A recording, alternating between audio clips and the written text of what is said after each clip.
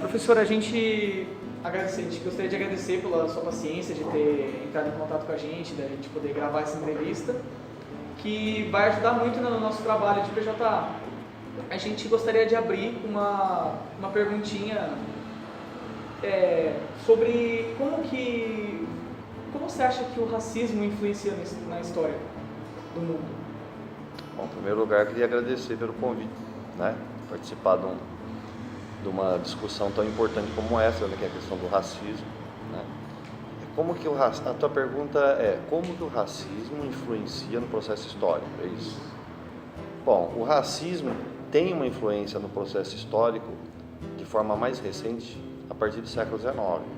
Por quê? Porque é nesse período que se constituem, que se criam algumas teorias racialistas, como são denominadas, entre das quais o do Gobineau, do francês Gobineau. São teorias realmente que consideram que há uma diversidade racial, né? Que as raças não são iguais, né? Elas diferem entre si, inclusive do ponto de vista da capacidade intelectual.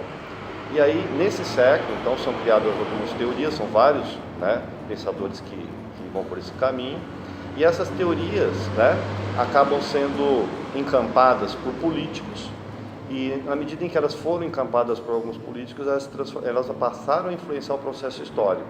O exemplo mais conhecido, né, é o do nazismo na Alemanha, mas há vários outros fenômenos racistas, né, que ocorrem até recentemente no mundo, né? Por exemplo, políticas de apartheid, né, como ocorreu na África do Sul, em alguns estados norte-americanos, né, estadunidenses, na verdade, né? Então, assim, institucionalizadamente, o racismo teve uma forte influência no processo histórico de vários países. Por outro lado, o racismo, aquele racismo mais oculto, aquele racismo que não é declarado, né, ele permanece influenciando o processo histórico. Então, em países como o Brasil, por exemplo, onde se diz que há uma democracia racial, na verdade a gente sabe que existe um racismo, né, muito forte, impregnando o processo histórico desde o período escravista até os dias de hoje, e que resulta numa exclusão social imensa. A gente tinha uma dúvida, porque o nosso projeto ele era para englobar os fatores que a gente poderia usar para os vestibulares. Como que você entende que o racismo poderia se encaixar num assunto pré-vestibular? Um assunto pré-vestibular? O assunto pré-vestibular que está dizendo, eu não entendi exatamente a tua pergunta. Como ele poderia ser um tema de estudos para preparação para os vestibulares, é isso? Bom, com certeza, se o estudante que tem objetivos, né, de ingressar numa universidade por intermédio de vestibular, tenho certeza absoluta que ele tem que compreender o fenômeno do racismo, porque o fenômeno do racismo é inerente ao processo histórico, como eu me referi anteriormente, né? No século XX ele passa por várias situações, né? Eu mencionei o nazismo alemão, eu mencionei o racismo nos Estados Unidos da América e, óbvio, né, a resistência ao racismo, né, que também resulta em fenômenos históricos, né? Então você tem, por exemplo, no caso dos Estados Unidos, todos os movimentos de resistência ao racismo, sobretudo a partir da década de 1960, né? Mas antes também. Então você tem também em países onde houve invasão de exércitos nazistas, né? A resistência, né, ao nazismo se constitui também como uma resistência ao racismo, né? As políticas racistas, né, de extermínio racial, etc. Ora, compreender esse fenômeno, não só nesses exemplos como em outros, né, em que o racismo está presente, né, como, por exemplo, na própria questão dos estudos da biologia, né? Então, no século XIX, quando surge o evolucionismo, né, quando Darwin propõe a sua teoria, outros autores se apropriam dela, inclusive biólogos, né, criando teorias que hoje já foram superadas, né? Então, mas que na época tinham uma forte influência na ciência, né?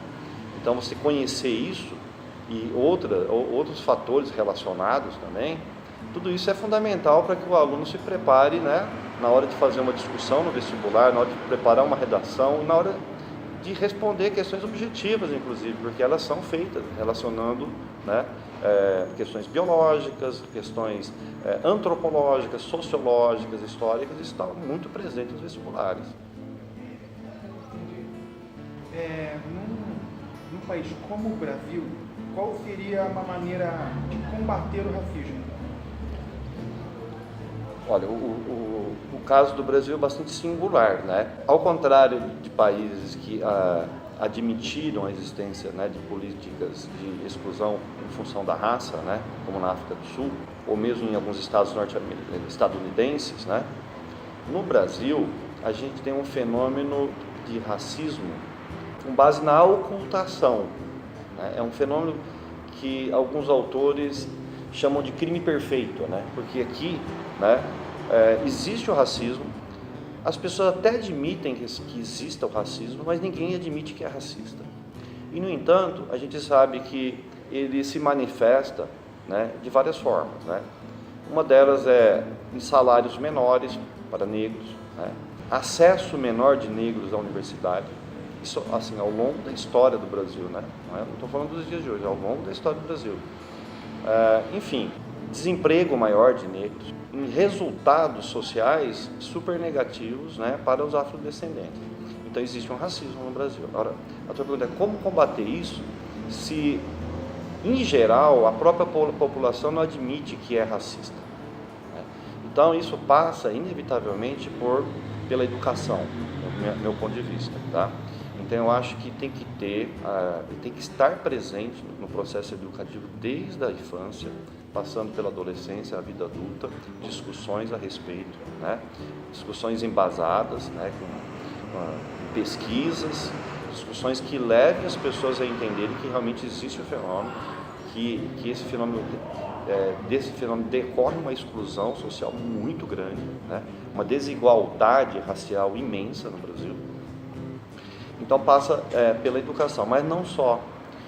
Eu acredito que a dívida, né, existente em relação à comunidade afrodescendente histórica é imensa, né? Então essa dívida tem que ser paga, ela tem que ser de alguma forma saldada, né?